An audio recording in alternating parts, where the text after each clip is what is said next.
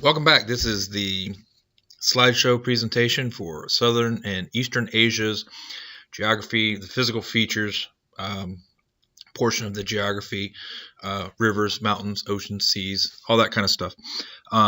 As usual, I'm going to say next slide as we change slides.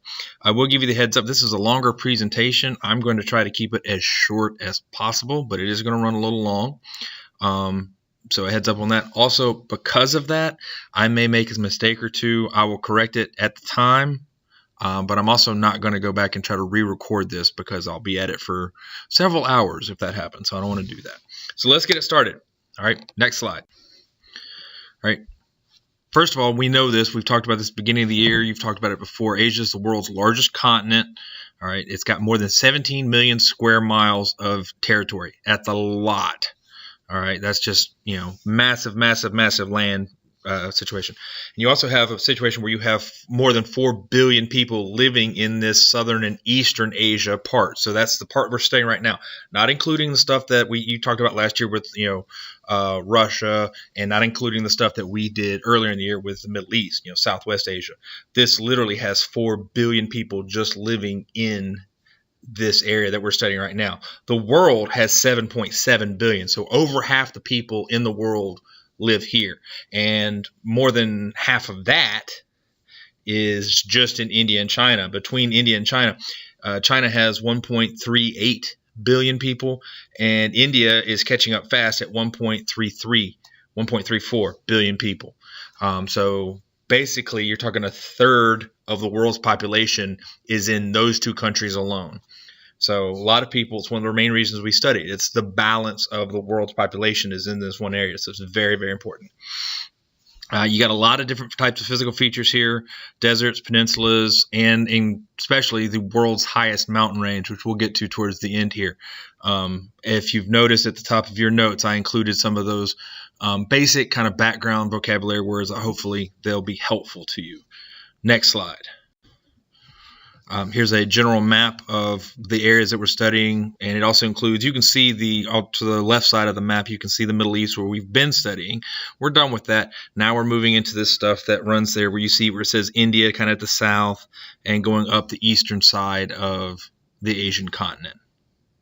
Next slide.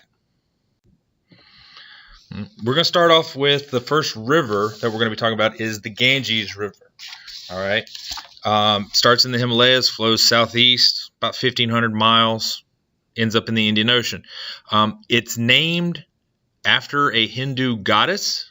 It's a religion we're going to be studying, and it's considered sacred. In fact, it's actually considered to be the goddess. Like the river itself is considered to be the goddess, and they believe that this river will take your soul on to paradise, the Hindu version of paradise, heaven, whatever you want to call it. It is by far the most important river in the Indian subcontinent. We'll see how the population breaks down, but I'll go ahead and give you a hint. There's a lot of people living along this river. Next slide. You can see the path of the river, kind of the top central part of the picture here. You can see the Ganges starts off up there in that mountain range, goes west just a little bit, and then starts coming back east and southeast until it eventually empties out into the Bay of Bengal, which we'll talk about. Next slide. You can see here a picture of one of the many settlements that's along the Ganges River. And the river is surprisingly clean here. It's not known for being very clean. We'll talk about that as well. Next slide. The Ganges runs through, and supplies the water for the most fertile farmland and a lot of the densely populated areas in India. But because of the number of people, it's also one of the most polluted rivers in the world. Remember, people are the number one cause of pollution on the planet. And if you're sitting there wondering, well, if they think it's a goddess, why are they treating it like that? Because they actually believe that, at least a portion of the population believes, that the river can cleanse itself, that the pollution and stuff doesn't harm the river. It just, it kind of takes care of itself that way. Next slide. You can see many people kind of bathing in the river, and it's part of some religious ceremonies and stuff like that. And they've got these bleachers set up on either side, for this. So, it's a very, very important river.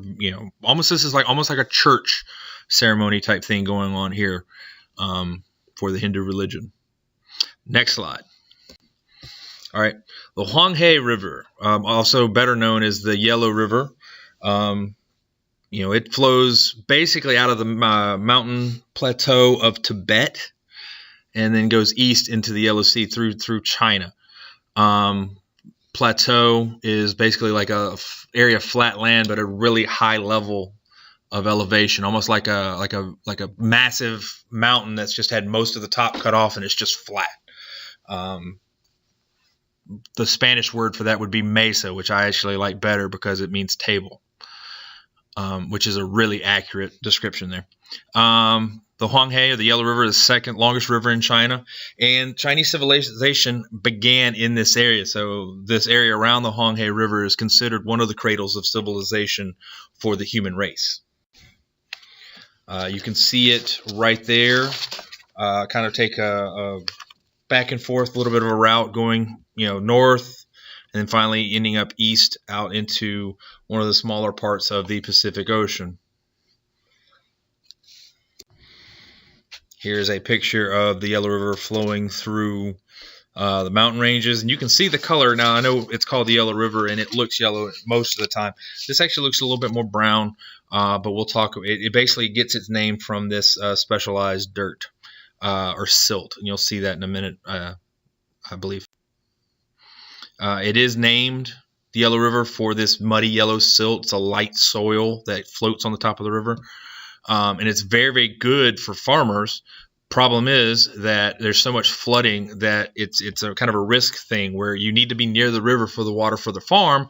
But also there's a lot of flooding, which means, you run the risk of your farm, your home, your whatever being, really kind of overrun by the river itself, the flooding. So it can be very, very bad. Next slide. Again, the angles on this aren't great in terms of actually showing you the coloring and stuff like that, but you can see, how it doesn't look like water, but that's that silt that's floating kind of across the top of it. Next slide. All right, the other major river coming out of China. There's a lot of other rivers, but this is the really, really big one. This is the Changjiang, better known as the Yangtze, and it also begins in the Tibetan Plateau. Goes east to the East China Sea. It's the longest and largest river in China. It's the third longest in the world behind the Nile and the Amazon. All right, and it dumps into a smaller part of the Pacific Ocean, which is body of water we'll talk about later. Next slide.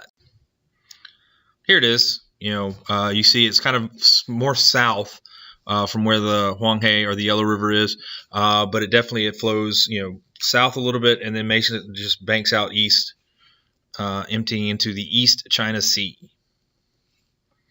But you can see right here how long that river is. Next slide. You can see this is one of the many cities that is along the Yangtze River, and you can see the number of boats that is in the water. Heavily traversed waterway, one of the most busy waterways on the planet. And of course, the more times you add people, you're going to get some pollution issues. We'll be having a whole lesson about some of the pollution issues for the rivers coming up soon. Next slide. It's very important. The Yangtze is very, very important to China because it provides a lot of things. Hydroelectric power, a bunch of hydroelectric dams on there. Irrigation for the crops and transportation. We just saw in the last picture for cargo ships and stuff like that. There's a canal system that actually connects the Changjiang and the Huanghe, or connects the Yellow to the Yangtze, and they're connected by this, and it's one of the oldest canal systems, the Grand Canal. And some of those parts were built over 2,000 years ago. So those rivers, literally 2,000 years ago, people were already working on connecting those and bringing those together. Next slide. You can see here, this is, muddy. You can see definitely picking up some of the mud and stuff from the runoff. And then the bottom left, you can see some of these, smaller cargo ships that are used to move stuff up and down the river for trade and stuff like that. Next slide. All right.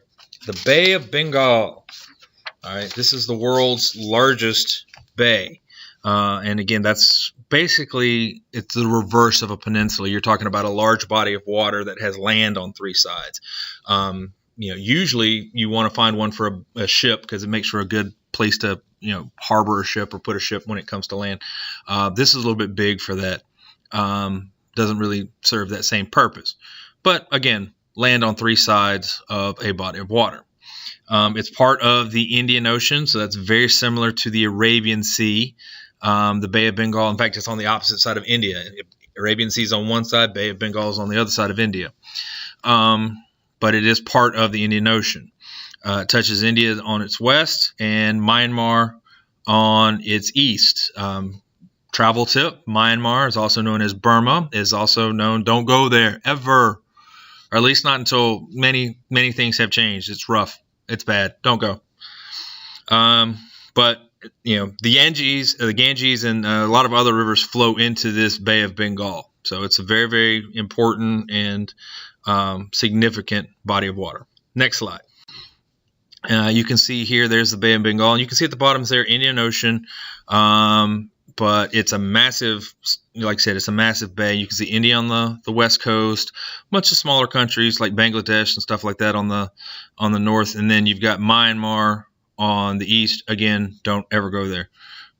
Right. Next slide. This is a kind of just a coastal shot of a portion of the Bay of Bengal. Now I know you see the curve here, and if you're thinking that, oh well, that must be one side of it. No. This is a much smaller bay. That's part of the larger Bay of Bengal. I mean, you're talking the Bay of Bengal is thousands of miles across and stuff like that. You're barely looking at 4 or 5 miles there, if that. Next slide. This is a small fishing boat. And you can see other people participating, a lot of different fishing, small businesses and stuff. It's very useful for some of the local villages and stuff like that. They rely on the fishing industry in the area to support their lives. Next slide. Indian Ocean. We've talked about this. It's the third largest of Earth's 5 oceans. And it's between Africa on the west side, Asia to the north, Australia to the east. And what do you know? India's dead in the middle of the thing, so that's where it gets its name, the Indian Ocean. Next slide. This shows you just a general idea of where the Indian Ocean is, and it's a good reference point to see. There's the Atlantic, there's the Antarctic Ocean, or Southern Ocean, if somebody want to call it that. Pacific Ocean. The world's largest body of water is that Pacific Ocean on both sides there.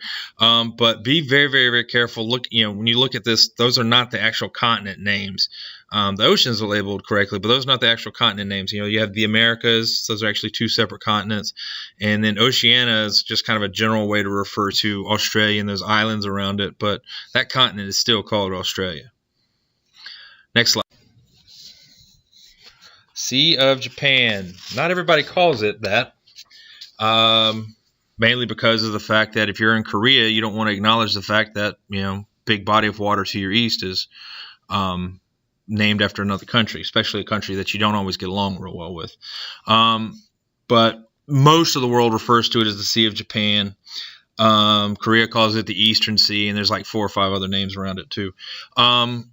It is part of the Pacific Ocean, but weird thing here, because of the fact that it's so closed in, and I'll show you this in the next slide, it's so closed in, it's not tidal. If you go to the beach and they talk about the tides coming in, the tides going out, stuff like that, because it's closed in, it's not affected by that. It's really weird. It doesn't happen in a lot of you'll have to see it. But it is part of the Pacific Ocean still, and it's got a lot of fishing. That's a big part of Japan's economy. They don't have a lot of natural resources, and that's one of the few that they're able to do. And it has some mineral resources and stuff like that too. But the biggest issue is the fishing industry there. Next slide.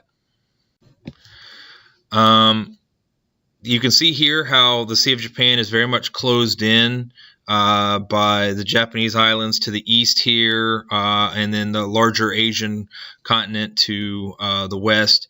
The Sakhalin Islands, which are, sometimes they're argued between Russia and Japan about who actually is supposed to own those. Very much disputed. But you can see the Sea of Japan is very, very closed in, and because of that, it doesn't, have any tides, or doesn't have very, large tides. It's very subtle. Also, don't get that close to a giant jellyfish. That's just dumb. Next slide. Just a straight up scenery shot of the Sea of Japan. Next slide. All right, South China Sea. All right, this has been in the news a lot lately. So if you've ever wondered where this is, or you do see a news report, at least you know where it's at. Also part of the Pacific Ocean. This is between Vietnam and the Philippine Islands. And because of the fact that it connects the Pacific and Indian Ocean, it's one of the busiest shipping channels. There's a bunch of boats that have to run through here to move different products and stuff, through the ocean. So it's one of the busiest waterways in the world. Not only that, it's becoming more and more disputed. There's been a lot of natural resources that have been discovered in the area, oil and stuff like that underneath the seabed. And so you've got a lot of different countries, Japan, the Philippines, Vietnam, China, Taiwan. All these other countries are kind of saying, hey, this is ours. So it's becoming quite an issue. So something to watch. You'll probably see it showing up more and more in the news. You also have some very violent weather systems, typhoons and monsoons. Those are, just basically, really, really heavy storms. And heavy rains and things like that. So it can create some really violent weather patterns. Next slide. You can see here is the South China Sea. You can see the number of countries that are nearby. At the top you've got China, and at the bottom there you can see Indonesia, and that's the world's largest population in China and the world's fourth largest population in Indonesia, plus all these other ones like Vietnam, Philippines, Taiwan's out there as well, Malaysia. It's a lot of people around this one area, and as soon as they started finding, if you can see right there next to where it says China, where it says Spratly Islands, that's a big issue right now, where that's part of the reason, or part of the location where they found these natural resources. So be keeping an eye on that. Next slide. This is just a picture of the South China Sea in the top right, but as I mentioned, it's becoming quite contested in the South China Sea. Did I say South China Sea for the picture in the top? That's what it is, if I didn't. But in the bottom left, you can see that's an American aircraft carrier, and some of its escort ships. The American Navy keeps a presence, a military presence in the area to make sure that they don't want a shooting war breaking out, especially one involving China. So they're there to kind of keep the peace a little bit. Next slide. All right, now we got the Yellow Sea. It's also a part of the Pacific Ocean. Remember, we talked about this, where smaller bodies of water are going to be parts of, larger bodies of water. So the same way that Jackson County is part of Georgia, Yellow Sea is part of the Pacific Ocean. All right, it's kind of between China and the Korean Peninsula. The Yellow River, this is where it empties out, and that's part of where it gets its name. Also, some of the dust and light sand from one of the deserts actually often gets blown out over the ocean. It lands on the ocean. It kind of gives it that kind of yellow coloring as well. But it eventually, if you go south out of the Yellow Sea, eventually you're traveling into what's known as the East China Sea. So to give you an idea of where it is, and we'll see that on a picture in just a second. Next slide. You can see here there's the Yellow Sea, and even there's a smaller part of the Yellow Sea called the Bohai Sea, but that's a smaller part of the Yellow Sea. So it's kind of just getting more and more specific as you get a little bit smaller there. Next slide. Yellow Sea, similar to the Sea of Japan, known for its fishing industry, but they're overfishing it badly. And you have to, if you're a hunter or a fisher, you know this, that if you over hunt or overfish a certain area, it'll drive the population down of those animals and of those resources, and then you're kind of in a bad position. So it's one of the things that they have a big concern about. Next slide. This is another picture of the Yellow Sea. You can definitely, in that top right corner, you can see how it has that little bit of a brownish yellow tint to the water, and you really pick it up even more with the water that the guy is surfing in. I know it's one of those things that when you see that, you automatically assume like, oh, it's gross or something like that. That doesn't necessarily mean it's dirty. I mean, all water in the ocean and whatnot is in contact with sand or dirt or something like that. So it's basically just has enough, or the dirt it has a coloring to it that makes it a little bit more visible. Next slide. All right. One of our two deserts for this part of Asia. The Gobi Desert is Asia's largest desert.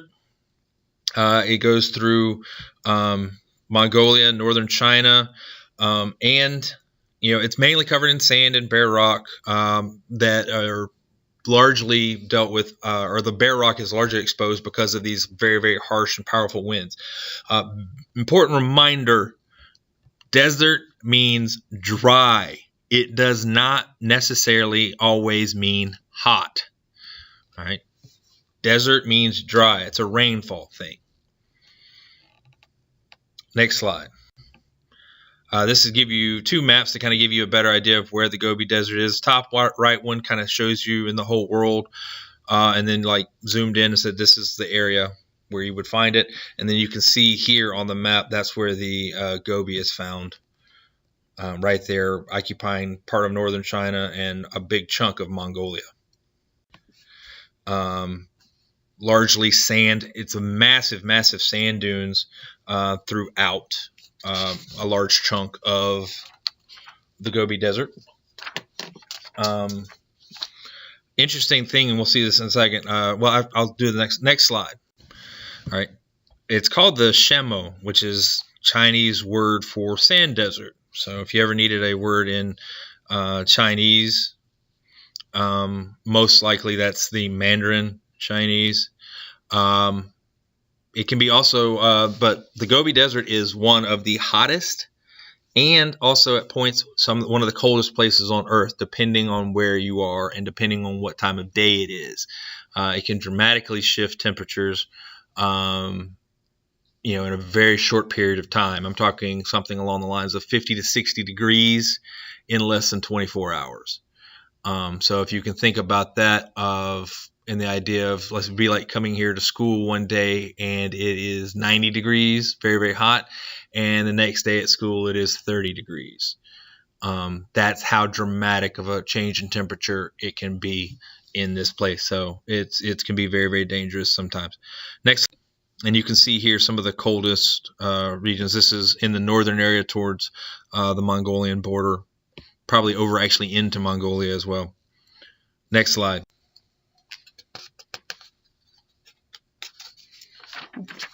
Here's the other desert, the Taklamakan Desert. It's between two mountain ranges in northwestern China, and it's also formed by a rain shadow. And I've either talked about this in class or I'm going to talk about this in class. But basically, the idea is the mountains are so high that are the nearby mountains are so high that rain clouds get stopped by them. So they actually stop the rain clouds from coming, and that's why there's no rain. So this desert is formed in what is known as a rain shadow. Taklamakan is about 600 miles in length. It's one of the largest deserts in the world. Not quite as long as the Sahara. Sahara is pretty massive. We'll talk about that later in the year. But it's still 600 miles is a pretty large desert. And it's covered, about 85% of it's covered in sand. You can see how the Taklamakan Desert's over here in the west.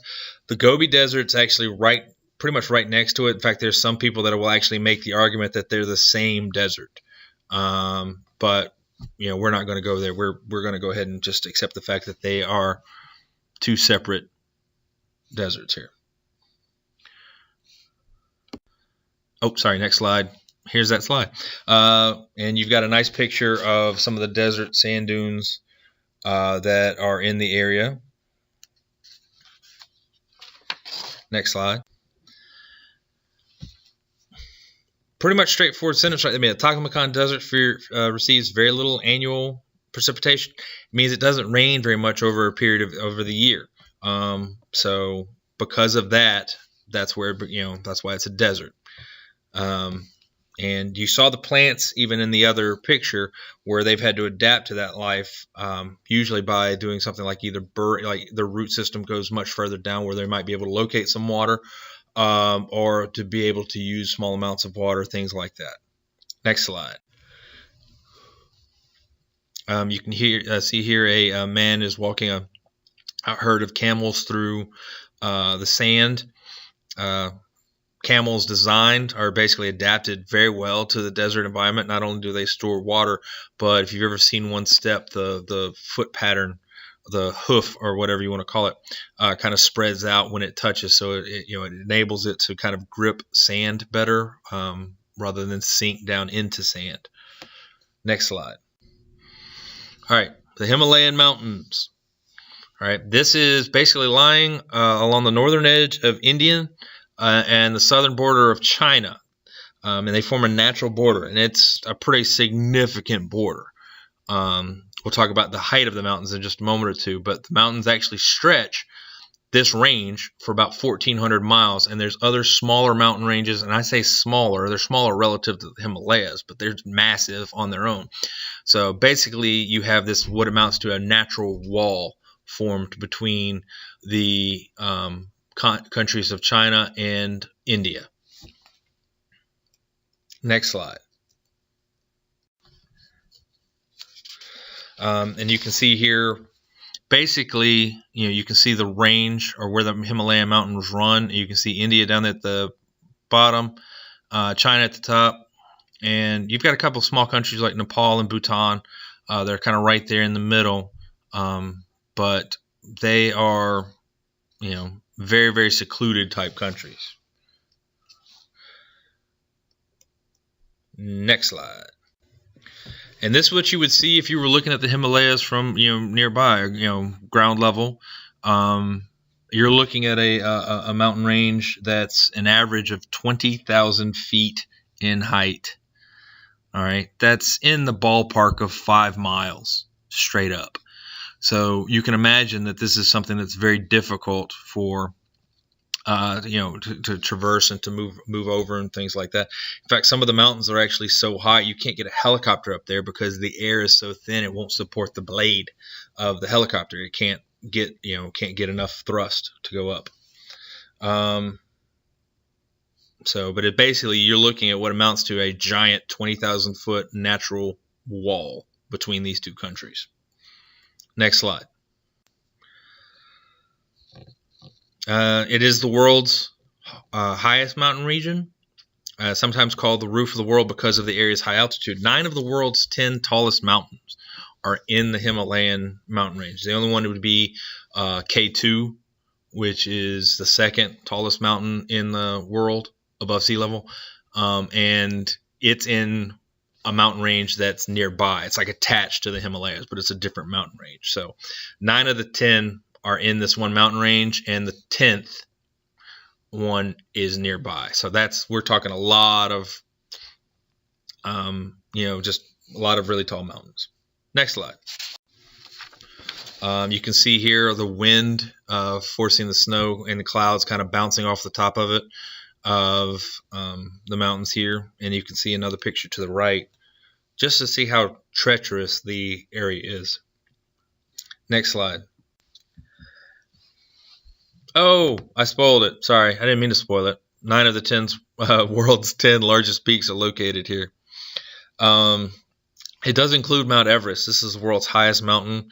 Everest is at 29,029 feet above sea level. And it's one of the things that's, a big issue for people to try to climb it and stuff. It's very, very dangerous climb. And there have actually been issues with over the course of history of recorded climbs and stuff like that. There have been 300 people that have died on the mountain trying to climb it. And many of them have not recovered because of the fact that it's too dangerous. You can't get a helicopter up there. You can't get another crew up there. And they're just kind of, they're left on the mountain, and the cold and everything like that tends to basically to preserve the bodies, and in some cases they actually use the bodies as landmarks to know where they're at sometimes. So it's kind of morbid and creepy. Next slide. There you can see Everest from a different angle. Next slide. All right, Korean Peninsula. Again, peninsula, water on 3 sides of a piece of land, at least 3. Pretty much almost surrounding it. It's very mountainous. The Korean Peninsula is very, very mountainous, and it's kind of jutting out off of China and headed towards Japan. About half the peninsula is made up of mountains, but there's still some farmland. But the thing is, most of the farmland's in the south. And that creates a bit of a problem, which we'll talk about in a second. Next slide. And you can see there a very good shot, overhead shot of the Korean Peninsula. And, basically, very similar to what you would look at if you're looking at Florida. Water on 3 sides. Next slide. All right, here's the big issue I was just talking about. Japan controlled Korea up to World War II and throughout World War II. And then at the end of World War II, Russia freed, and you can't see it, but I just did air quotes, freed North Korea from the Japanese, and the U.S. and allies freed South Korea. And they stayed there. South Korea became democratic and North Korea became communist. And it's been one of the big debates and arguments, and it caused a war, and we'll talk about that. But a major issue right there. So, but like I said, most of that farmland is in the south portion. A lot of the mountains are in the northern portion. So it's a major issue here for North Korea in terms of food. Next slide. And there you have a very clearly defined map of where North and South Korea's borders are and everything. So I'll close this out with a very important travel tip, and that is you should visit South Korea. It's amazing. I have had friends that have gone and just been blown away by it. It's an amazing place to go to. You should never, ever, ever go to North Korea. Ever. Don't. It's a bad idea. Later.